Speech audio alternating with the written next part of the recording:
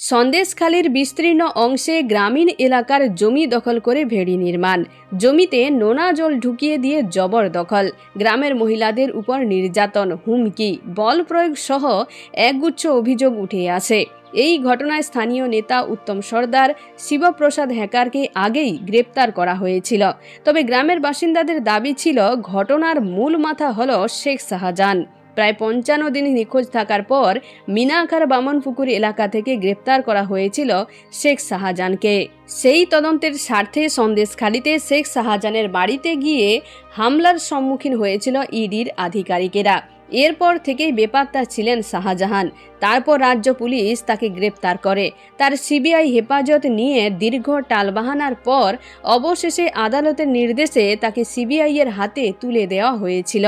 সেই শেখ শাহজাহানের মুখে উঠে এলো সিবিআই তদন্ত নিয়ে প্রতিক্রিয়া। এদিন ইডির দপ্তর থেকে মেডিকেল পরীক্ষা করাতে শেখ শাহজাহানকে নিয়ে যাওয়া হয়। সেই সময়ই সাংবাদিকেরা তাকে সন্দেশখালী কাণ্ডে সিবিআই তদন্তের ব্যাপারে প্রশ্ন করে। সেই সময় শেখ শাহজাহানকে বলতে শোনা যায়, সিবিআই তদন্ত হলে খুব ভালো হবে। তার এই ভোল বদলের ঘটনায় জোর চর্চা শুরু হয়েছে রাজনৈতিক মহলে।